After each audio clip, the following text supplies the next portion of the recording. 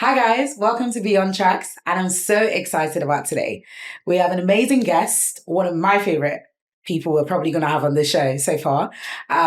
His name is Uncle Ade, and most of you might know him.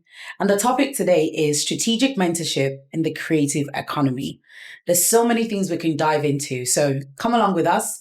Please like, share, and subscribe.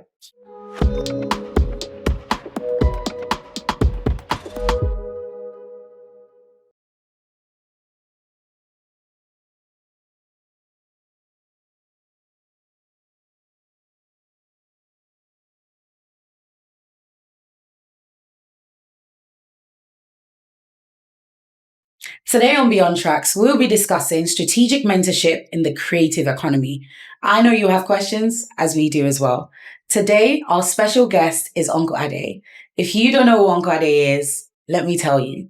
Uncle Ade, to some, he's known as the Voice Coach UK, a music business educator and university lecturer. University of West London, Confetti, SAE, and ICMP are some of the universities he lectures at.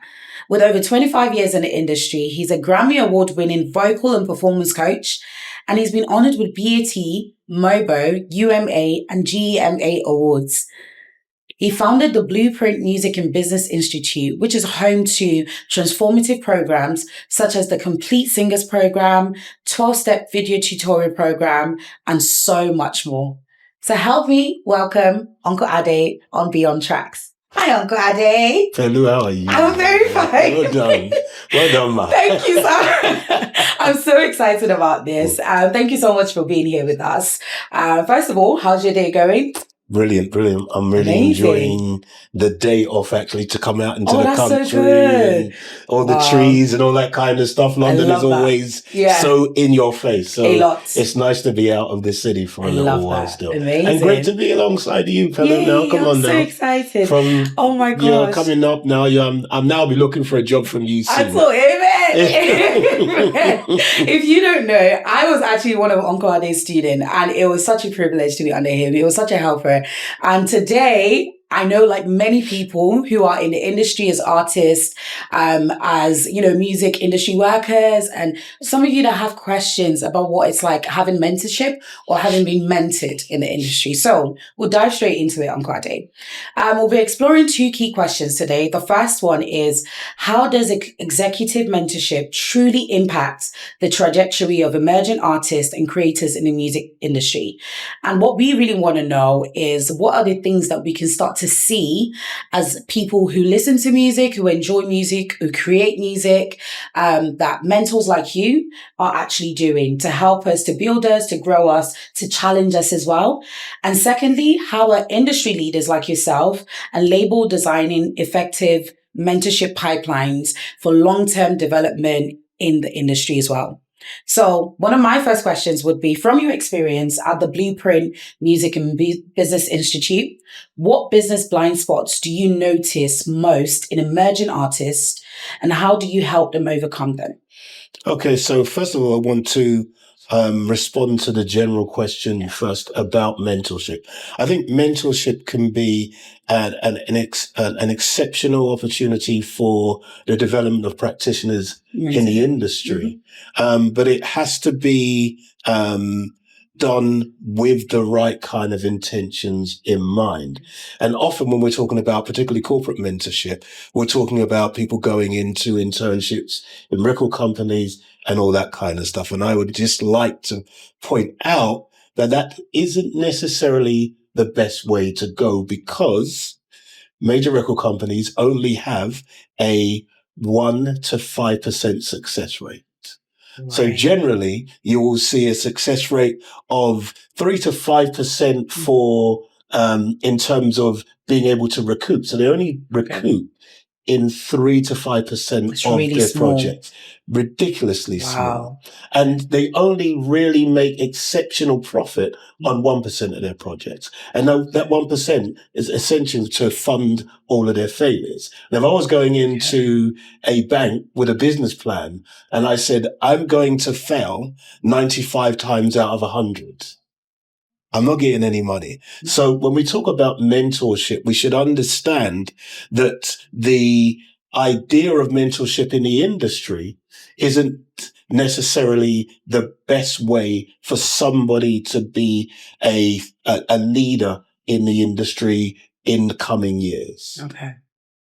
That's actually such a great interlude into our next question, because we want to know how you've seen the industry evolve with or without mentorship. And I guess, what are some of the biggest mistakes that you would pinpoint out that you've helped mentees at the Blueprint Music and Business Institute to avoid, or to take on, to learn from, or to adapt to, in that sense?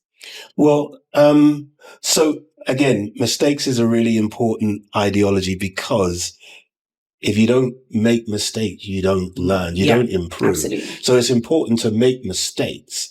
The problem is, or the issue is, in terms of both business practice development and artistic development, you're making the mistakes generally in the public eye. Yeah. And let's say the reward for making mistakes is being dropped. And the people who are responsible for making mistakes, which are the record companies, they keep going on. Yeah. So I think, again, we need to look at the context for it and understand that context is really important for us to use as a metric for where do we get our training and development from. Okay. So I think that's important. And then I would go on to say that the best place to get that from is from music business training programs.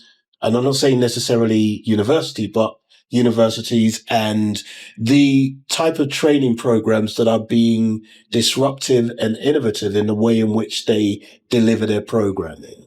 Okay. I go on to say that what we do at the Blueprint Music and Business Institute is focus on a training that is not so heavy reliant upon academic progress, but more designed to focus on professional practice development and experiential learning. I think that's crucial, because experiential learning is giving you the opportunity to practice and make mistakes over and over again until you get it right in a real world kind of scenario, with professional mentors looking at your work and going, okay, but if you'd have done this instead of doing that, that would have made it, you would have been more successful with your strategy. So I think that's really important to consider. So taken from that, especially with the Blueprint, would you say artists, who do you find are more open to actually receiving this mentorship and, trainings? Because I know of a few industries like the Blueprint, but I don't know if enough people know about them. And I don't know the statistics of more artists are actually willing to go into these, or industry people, or do you find that industry individuals just go straight into the work and learn on experience instead of adapting to the Blueprint and others like it? So I always say this: if you want the best that the world has to offer the world your best. That's and that good. Means you having an insight into what is the best way for me to be exceptional. Yeah. If you're not exceptional, you don't count in this industry. Which means that you have to go outside of your comfort zone more often than not. The normal music industry infrastructure, or the education infrastructure is in boxes. You're rewarded for being able to deliver great essays and assignments that are based on a set of ideologies that everybody's working with. Like, we are all working from the same playbook. That's really your own interpretation of it is crucial to you being able to stand out at the end of the day. Once you deliver it to the world, you being exceptional is essential. If you can't stand out by being outstanding, then you're not going to be exceptional. You're not going to be successful. Okay. That's really good. Thank you. Okay. So my next question kind of delves into you being a vocal coach. Beyond vocal technique and how crucial networking can be, would you say or what would be crucial in networking in terms of artist development and programs, aside from just, training your voice, doing the needful, watching the videos? What other aspects of that relates to vocal culture and artist development? So again, context is really important here. One, I would say that major record companies are no longer in the business of artist development. Yeah. So we have to understand that, which means that artist development is being done outside of the music industry ecosystem, which means that you have to be of the right kind of mindset now to be able to succeed in the industry generally, which means that in order for you to develop as an artist, you have to seek a different type of, let's say, collaborator. Or like say, i.e. when you talk about mentors, consultants, managers, etc., the management companies, consultants are much more responsible for your development in the early stages of your career now. So you have to be aware of that, which means that you have to be much more aware of your environment, if that makes sense. So where are the places that the managers are congregating? Where are the places that you can find them? Actually, we know now most of what you will do will be online. Online, yes. We know that, right? So where are the platforms where managers congregate? One of the things that we've done, we've spoken about the blueprint a lot, but nothing about Groove Up. And Groove Up platform is designed to give all practitioners the opportunity to engage with the next generation of thought changers in the music industry. So you'll find directors, you'll find music managers, you'll find marketing people, etc., etc. So platforms like Groove Up are the new network, if you like. The other thing I would add to that in terms of the education infrastructure is, and I say this all the time to students, is that what's happening with those who go to universities, you'll spend 3 years in the university cocooned in this like kind of space where everybody is engaging with each other every day. And then you're in the halls of residence. And you're learning at the same pace as everybody else, but you're learning about academia. Whereas your friend who didn't go to university is networking at the nightclubs, he's networking in all of the different open mic nights and all that kind of stuff. So when you come out of university, they're 2 or 3 years in front of you because they've built their relationships where you've just spent your time in that one institution. So the networking thing for somebody who's not in university requires them to network globally now, whereas those who are in university requires them to step outside of their comfort zone. Otherwise, you're toast. Yeah. That's so good, because I think in relation to the topic being strategic mentorship in the creative economy, I wanted to even go back on something you mentioned that I've seen a lot of in the industry now, which is where labels aren't doing the work or institutes aren't actually providing the resources to mentor and bring up. They're expecting somewhat finished products, which can be such a struggle. And I guess with spaces like Groove Up, and even the Blueprint, and so much more that I'm sure we don't even know about, that you pally on with, and even as a music business lecturer, as well as an artist manager in the past and stuff, you've seen a lot more people desire these spaces, get the benefits they need to get from it in comparison to the labels, in comparison to even some artist managers. Because most of the time, I know with A&R work, they expect you just go into the clubs, you find the artist that's good, make sure they're trending on TikTok, and attach whatever greatness you can to them.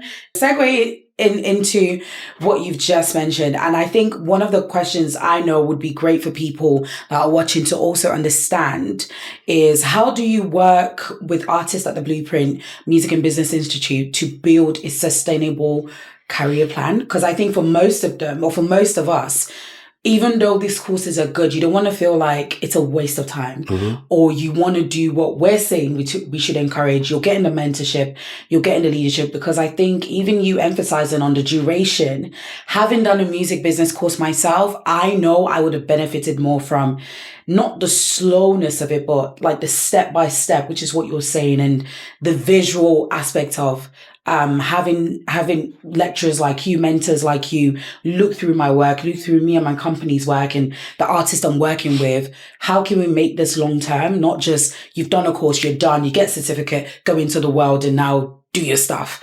But how do you build for an artist, for example? I'm not an artist, but I do sing a little bit, okay? I can do a little bit of something. I do rap as well. So, but for an artist, for example, in a long term, how would I be encouraged within the institute to build a sustainable career afterwards? So for us, I have to talk about the institute from the perspective of this program, because it's set up purely to deliver the program, if that makes sense. So that's why the Voice Coach UK and all those other things are elements in there. So it's set up with the intention of giving people the tools to build sustainable careers. And giving them opportunity to network. So if you think about it from this point of view, let's say you have a great singer-songwriter that you discover from Nigeria, and they're on a program.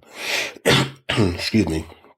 And they get put together on a program with a team of practitioners from Nigeria, Kenya, Rwanda, etc., etc. And on the program, they put together a brilliant marketing plan that gets evaluated by the games masters, and then they get mentorship from the coaches, if that makes sense. So they're getting their coaching and mentorship, but they're also building relationships with the artists that are real life, if that makes sense. But you're getting coached on them here, but you're getting told, well, no, that's wrong. You got to do it like this. You need to go quicker, sort of thing. So you're really sharpening their tools, right? Really good. So when you come out, you're now ready to practice in a way that you wouldn't otherwise be. Does that make sense? So then the artist now has a relationship with a team who've understood their project in a way that no one else has at this point. That's good. So now you can collaborate. And actually, when we did this in Germany, there was one particular artist by the name, name's on the tip of my tongue, it'll come in a moment. But Peter Putz was the manager in the program and ended up managing her, and is still her manager now, that's like amazing. 10 years later. Do you know what I mean? And she's gone on. I've been watching TV programs and seen her soundtrack, like her name on the soundtrack. That's so cool. Yeah. So that kind of program is really important. But also remember, even if you don't make the residential, you are in a pool of, to start with, it could be 500 practitioners who are doing this program, collaborating together and all that kind of stuff, right? And you're in a community, which is a Discord community, where you can now say, as an artist, I'm looking for a producer for a project. And it's all being funneled through this network that you build that is an international network. So you've got great opportunity to develop. Now, to come back to the idea of what the mentorship is, the mentorship part, or my team's responsibility, we're about cultivating talent, real talent, students or practitioners with the right mindset. So we're constantly observing people and making sure that they're being directed in the right way. What are the things that you've got missing? Let's talk about those. Does that make sense? Yeah. How can I help you to facilitate you improving on those things? Does that make sense? Yeah. So we're constantly looking at it, which is why the holistic component of it is really important. Make sense? Makes sense. Actually, funny enough, I have to give credit where credit is due. The holistic thing is something that I picked up at SAE, having taught there for the last 2 years. And it's a brilliant way of giving people who would otherwise fall through the cracks an opportunity to stay in the game. Good. Does that make sense? Yeah. So the holistic part is really important. But for us, that observation of you've got really good mindset. You've got you've got something, but you're struggling with the academic. Right. So let's help you in that regard. Mm. Rather than, right, we've got an essay, it's 1,500 words, and because you can't produce 1,500 words because you don't have those chops, you fall through the cracks. Yeah. So that's the kind of thing that we are dedicated to, committed to on the program, is making sure that the mentorship facilitates people's gaps in their skill set and bridging those gaps. That is fantastic, because the next question I had was understanding what initiatives artists need to bring. Because I think with the way you've just said it, for me, as an industry person now and as someone who's done a music business course, and we were doing the blueprint, I better do it. This is my segue into doing it, by the way, guys. But how could I guess, position myself aside from the needful? I mean, even anyone, industry artists, whatever you are, that even already think about these things or wanting to do these things, I think is brilliant enough, because it means you're going beyond what you people would usually do and beyond the tracks, guys. Like, you're seeing beyond what others are seeing. You're wanting something more. But I do believe there has to be something else the coaches, the game masters will see in specific artists, maybe, especially for artists in this time, like artists that really want to grow. Like, we know the trajectory of what social media is doing. We know the percentage at which, labels focus right now is subpar, so bad. But what other initiative would the Blueprint Music and Business Institute look out for in an artist, for example, that makes them distinctive or puts them, like, the guy you mentioned from Germany, that's like, oh yeah, this is your trajectory. We're going to see you do all this. And it's not just hand holding, because I think sometimes it does look like that, but I guess, what else can I, as an industry person or an artist specifically, bring to the table that's like, yeah, this is something we want you to see, keep building, keep doing, and stuff like that. Yeah. By the way, the artist's name was Wallace, by the way. Wallace, okay. Wallis. Okay, okay. So in regards to the question, I would say this. There's no room in the industry for entitlement. That's the first thing. Too many artists are entitled, unfortunately. Good. And so what we're looking for is mindset. The right kind of mindset is essential. And I think the other thing that we're doing is trying to cultivate mindset. So there's one thing for us to go, right, you must have the right mindset, blah, blah, blah. But you may have the right tools, but not the mindset. So we have to give you the mindset. So it's a give and take in that regard, sort of thing. So we need to make sure that everybody comes out with a fighting chance. Like, the biggest frustration for me is when somebody just feels like it should be given to them on the plate. You've got all the talent in the world and you just feel like it should be given to you on the plate. Listen, get me. I'm tapped out. Yeah, I hear it. Literally. So it's important for us to do that, to make sure that you're given every chance to succeed. And so in order for us to be able to do that, that's why, again, the holistic approach is really important, because it deals with some other elements that are not in the academic framework typically. And also it requires, and I think this is really key, it requires music industry experience to spot that. Does that make sense? Yeah. If I can't spot it, I can't. If I can't spot the gaps, I can't cultivate you in a way that you will be able to fill those gaps. And I also have to have the material to fill those gaps. Does that make sense? Yeah. So I have to continue, and I know you're going to ask the question, but I have to continue to upskill in order to be relevant next year, the year after, the year after, and the year after. Does that make sense? Yeah. So it's important from that point of view. Otherwise, I'm giving you old data. And the music industry has moved, like technology is moving so quickly, fast. So quickly. That if I don't stay ahead of the curve, I'm just old school. Like, you know what I mean? You're finished in the game if you don't keep up with it. So that's important. So, and that's one of the key things that frustrates me about academia. Okay. Is there has been zero change in the academic framework since I first came into education. And I've been in it for at least 25 years. It hasn't changed. That is so scary. It's really scary. And the other thing is, of course, the world around them has changed so much. Yeah. And it's changing at a phenomenal rate at the moment with AI. They're only now starting to put together policy for AI, which next month will be out of date.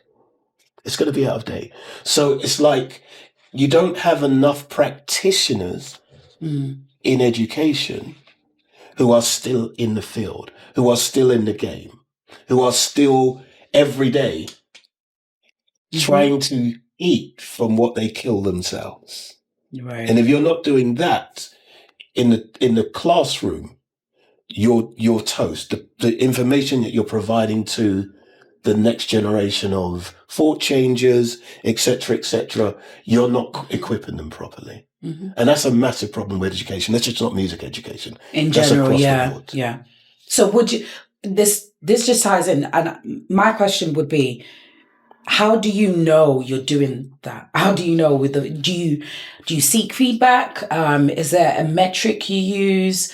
Because I know for me, I rely so much on reviews. I'm such a review person. And even when I left University of West London, I reviewed it on Google. I reviewed it in places that I needed to review it on. And whenever I get sent like surveys like, oh, how was this? How was this lecture? I'm always quick to do it because I genuinely always feel like people want to see visually. They want to be able to recognize, oh, I can credit this to something, or this worked for someone, it could work for me and all that kind of stuff. So I would want to understand, especially because you've already even mentioned, which is something I know you actually do, having been under your lectures, you usually seek out, how did you find that? Did you get it? Like, did it actually stick? And you're not trying to hear, oh yeah, it was great. No, you want the serious answers, like the honest truth. Is there a way you seek out feedback or surveys to kind of make sure it's working? Aside from what we're seeing with the artists and the managers and stuff, it's great, but that could be one in a dime in a dozen, in comparison to, is there feedback? Is there a metric that people can rely on So university feedback mechanism is as toxic as it can possibly be. Right? It's as toxic as it could possibly be because the intentions behind it are wrong. The whole objective is to, if we can please people as much as possible, we end up higher up the league table. Therefore, more people will come to our institution. Yeah. It's wrong. It's the wrong way to do it. Right. And recently I had a student survey come back on one of my modules. It was frightening to read. It was frightening to read. And I would say also that music education period is a thankless job. Nobody appreciates it. Very true. Until you get to the point where students like yourself, years after they graduated, reach out to me. I had someone 2 days ago ask me to take part in a project and offer me equity in it. That is the proof that what I do is right. I no longer concern myself with student surveys in that regard. But obviously in the classroom, my results are based on your results. If you succeed, then I've succeeded. Yeah. Even if you didn't like the way that I taught, if I gave you too much information, if you come out with anything above a 2-1, we've succeeded. Yeah. That's very true. And as I said, I had it was frightening. Because again, I'm bringing AI into the table. I'm bringing technology onto the table. I'm bringing other industries onto the table, and I'm bringing all the truth about streaming, Spotify, all of that. I'm bringing all that onto the table. I'm a truth teller in the lecture. That's good. Right? Yeah. Which means that people may go, well, what am I doing here? Right. If you don't have the muscles for it, you better get out now, kind of thing. That's right. Me. And so I use blockchain, power tools and all that kind of stuff and AI in my lectures. Yeah. Right. And there were some people in my class who were, let's say, preservationists and were talking about the environment, all that kind of stuff, and hated the idea that I would produce worksheets using AI. Right. Hated it. Right. And one of the feedback notes was not fit to lecture in university, right? Like literally, I'm God, right? Funny enough, though, we just did the end of year presentations for the same group of students, right? Wow. Same group of students had to do 90-minute presentations, 90. That's an hour and a half. Yeah. Right? A presentation showcasing their music and their marketing, all that kind of stuff. First of all, nobody got below a 62. Wow. Secondly, at least 3 of the students said what they got from the course was the marketing and branding. That's what I did. Do you understand? So even though the metrics say this guy should never be teaching, the proof is in the pudding. If I get if my average grade is 69. That's a pass now, isn't it? What, 61? Yeah, over 60 is a pass. 2-1. Oh my goodness. That's a 2-1. So if I get an average of 68, I'm taking that all day as a lecturer. So the feedback mechanisms don't necessarily work out. And of course, the other one is, of course, how many people know me that I've never met. That's good. Do you understand? Yeah. Like, if you know me, it's because of the good work that I've done. You've done, yeah. Right? That's very true. And so I have to take that. Yeah. So honestly, you could, in the music industry as a lecturer, much like a music business practitioner and particularly a musician, it's easy to have imposter syndrome. Yeah. And you have to know yourself well enough to go, actually, that feedback isn't consistent with what my intention is. Do you understand? My intention, what my core values are. So I can't take that on board. Does this also, I guess, tally into the blueprint as well? Like in terms of feedback? Because as an artist... but I mean, absolutely. Okay. Again, what you're seeing in terms of the transformation from the time they enter the program to the time they exit is your work. Does that make sense? Yeah. So their success is an indication of how successful you've been. Yeah. That's really good. So that's a really important part of the metric. Of course, we want to refine all the time the processes by which we achieve that. Does that make sense? Yeah. So we're constantly going to we have exit feedback sheets and all that kind of stuff. Yeah. And of course, you're observing as you're running the programs what works and what doesn't work. But I also have to say, this doesn't just all come off the top of my own head. Yeah. I'm looking at, again, I'm working in over the last 3 years, I've worked in 6 institutes. I have picked up so many different practices from different places. It's like, when God is at work. Like when God's at work, because when I first started lecturing, I was lecturing just at Westminster University, and I was there from like 2015 or something like that, right? Right through to the pandemic. And I got so disillusioned with it that I'm out, kind of thing. I'm not doing this anymore. Then during the pandemic, one of my former students became the course leader at University of West London. Okay. So he calls me in the pandemic and says, Ade, I need you down here. Wow. Which is that evidence that you've made an impact. That's so good. I was like, no, I don't have that kind of thing. But it was pandemic. And I was like, you know what, all right. From that point on, every single interview I went for, I got offered the job within 4 hours of leaving the interview. Wow. In one case, which is more recent, in the interview, like, so what days are you free? That kind of stuff, amazing. Right? So it's indicative of the fact that you're having the impact. Yeah. Does that make sense? Yeah. So I think it's a really important metric as well. That's so good.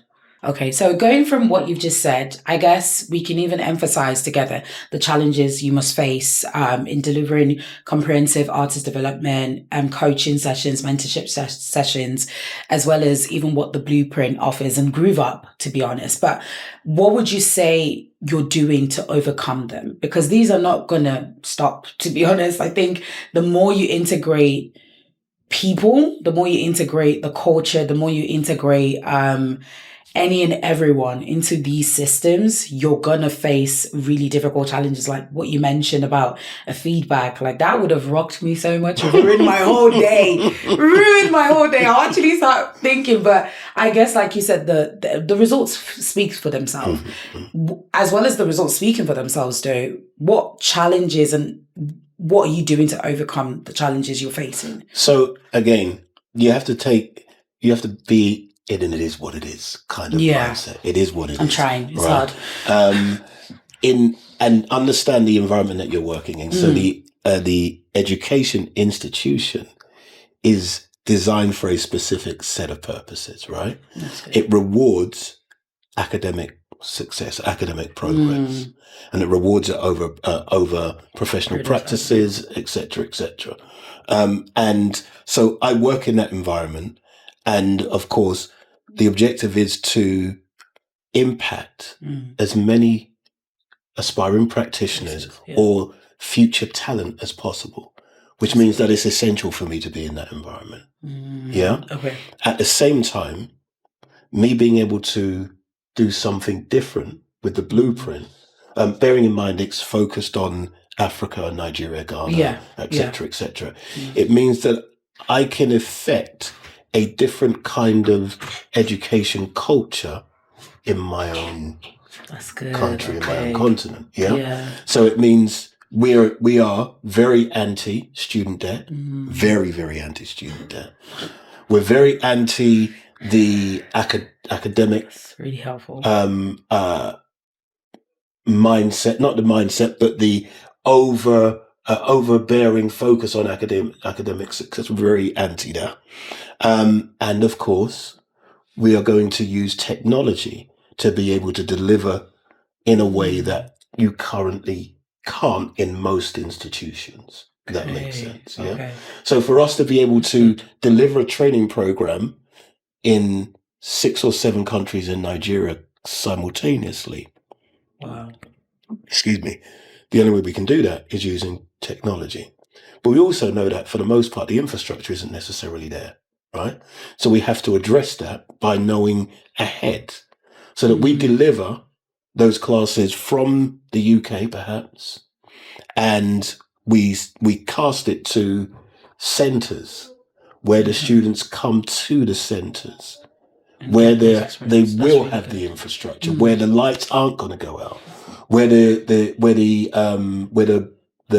internet is high-speed broadband, so they won't have those challenges. So that actually when we start looking at all of the potential problems and resolve those before we actually face them, if that makes sense. Yeah. Following that, it's then about the after program continuity, because even the 8-month pre-program is one thing. You get a wide catchment. Yeah. Then you have this league table that facilitates or rewards the top 15%, let's say. Okay. Right? But nonetheless, once you've gone through that program, what am I doing after that? Yeah. So that's where Groove Up kind of comes in, right? Because Groove Up will partner with them and they will be able to release their music through the platform. But so will everybody else who didn't manage to do the residential. So our thing is, it's the training and development entry into the funnel. And it's also the business and commercialization long term. Does that make sense?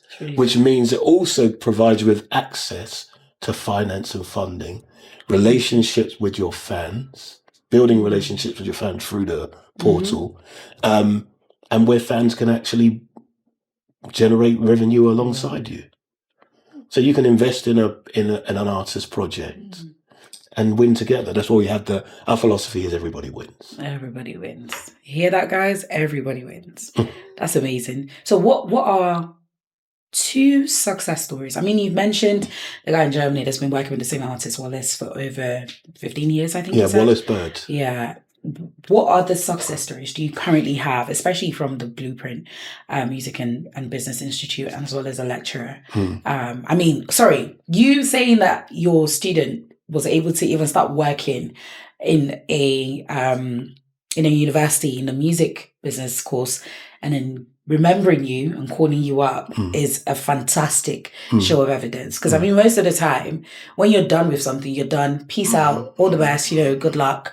But knowing that there's other opportunities for whether they were successful, whether they weren't, like Groove Up, building that space for them to go into these things and not just go into the world and do their stuff. But what would you say as well are the successes you've measured currently that you've seen? So first of all, I would say in terms of the follow-on, first of all, I'd say that for me, it's important that I'm able to pour in to my students. Okay. And I don't pour in like to everybody. You have to show something, if that makes sense. No one's excluded. Because if everybody has something, I'll pour into everybody kind of thing. But I'm not overbearing, if that makes sense. Good, yeah. Yeah, so it's really, here's where I'm at. There's opportunities where I am. My network is your network kind of thing. And I'll sometimes place students with internships. So very often there's one of my former students is a gentleman by the name of George James. He runs a company called Beehawks. It's one of the top digital agencies in the country, probably the world. And he always comes and does guest lectures for me every year. And he always takes at least one intern. That's so good. Every year. And actually 3 in the last 4 years from University of West London. Wow. So that kind of stuff is really important. Yeah. To know that that's available to me, to my students through me is super important. So that's the first thing I'd say. Then when we talk about the successes, I'd quote George James, right? He actually also went on one of those residentials years ago. Yeah. Oh, wow. Yeah. Then there's Ike, obviously, who was the director of the Orchard for Nigeria. Oh, amazing. Yeah. Then you've got Chris Dampier, who is the senior vice president for publishing at TuneCore. And a whole bunch of others who are corporately successful. These are big names as well. Then, of course, on the other side, artist-wise, you've had the likes of Isaiah Dyer from Raymond & Co., Kelly LaRock, Lisa Mafia, Shay, and then there's a whole bunch of new emerging artists that will come through over the next 3 or 4 years. You've got Yvelle, Laolu Adewumi, Jessica Kyoja. These are people who have come through my first iteration of the program in Nigeria, on the first program.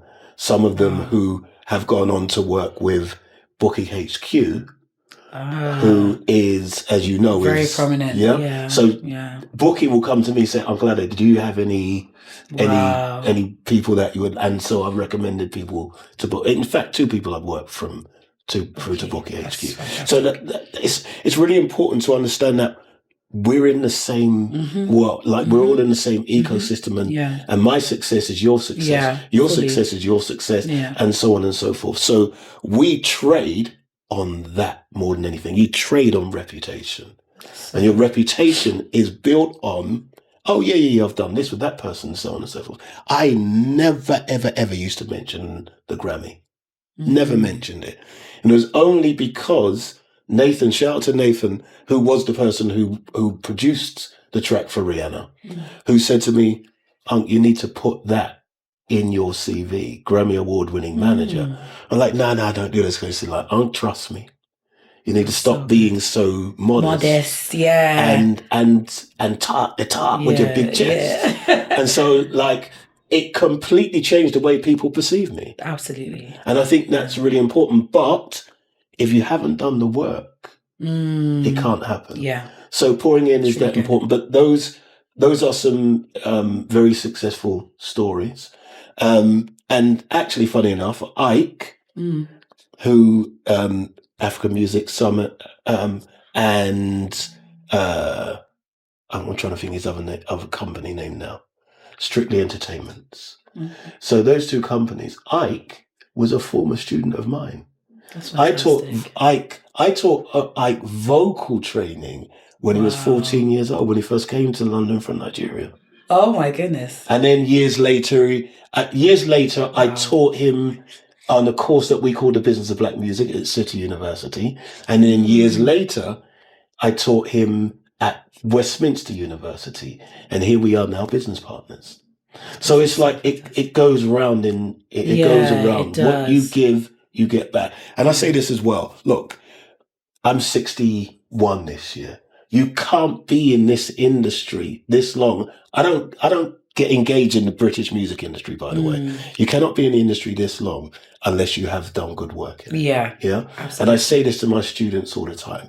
By now, you should have retired me from this industry. I should be irrelevant by now. But I'm going to keep outworking you, so you better get your step it up, guys. I need to step it up as well. Oh my goodness. I mean, this is fantastic. You've literally mentioned how mentorship has directly contributed to these breakthroughs. Like, it's really breakthroughs, because as big as the industry can be, I think sometimes it feels limiting to even make a difference. But these are guys that are doing fantastic work thanks to what you're doing as well.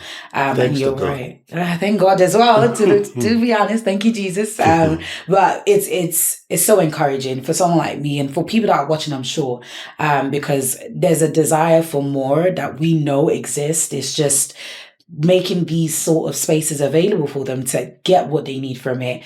And it doesn't always have to turn out, like, you don't have to be part of these big names. I'm sure there are multiple. I'm sure there are thousands even that Uncle Ade hasn't mentioned that are out there, and you can be part of those people as well. So we are so grateful to have you on. I have a cheeky thing to ask. If you have any questions for us, if there's anything you want to start seeing from us, if there's anything you want our viewers to know, I'm done with my questions. I mean, I have more off the camera because I want to take, you know what I'm saying? I have plenty to take, but I'd love to know if there's anything you have for us that maybe we can look into, we can encourage people to do, people to start, industry workers, music industry artists, anyone at all that's watching this right now. There's anything else you'd want us to make them aware of? So I think the long answer to that is, I think it's super important to know what your target audience wants through their feedback or through their comments. So one, I would ask, please put your comments in, because that's how we learn. Yeah. That's how we evolve. And that goes for artists who are putting their music out. Nobody cares about likes. They're not important. But when you see the comments, those are people who've taken time out to feedback, engage with them, lean into the comments, sort of thing. So comments are really important. They're really important for me, and also for you guys with your podcast. And then I would say, for you guys, are you prioritizing the UK, or are you prioritizing Africa, the continent, with the podcast? That's a great question. I think we definitely want to do both. I think we're not limiting ourselves, because we've seen how much you can lose out on somewhat opportunities just by fixing yourself on something. So I think something we really want to encourage and do a lot is not just merge both, but stand out in both spaces. And that's going to be in so many different ways by some of the guests we're going to have. In some of the spaces, you might even see some of our hosts. This is powered by 69 Entertainment. So it's not just the podcast. It's not just what we're discussing. There's so much more. And we are encouraging, even if you're popping into the UK for 2 days and you're in here, please come and talk. We want to talk with you. We have so much that we want to ask and we want to know. Our viewers don't just also want to learn from you. They want to follow you as well. They want to be part of your walk and like you said, you want people to retire you so that you see the next generation. Some of these people are watching will be the next generation. And we don't want to limit on where they will be. So whether it be UK, US, America, wherever you are in the world, honestly, we're encouraging more people to just be part of it. That I would say that's the main thing for us. Okay. So yeah. I always say this at every podcast because I think it's really important for people to know this. Music is one of the most important and most powerful forces that anybody can be blessed with. And it's our responsibility to make sure that we take care of it, nurture it, and protect it with all of the drive, all of the hunger, and all of the commitment that we put into the creative process.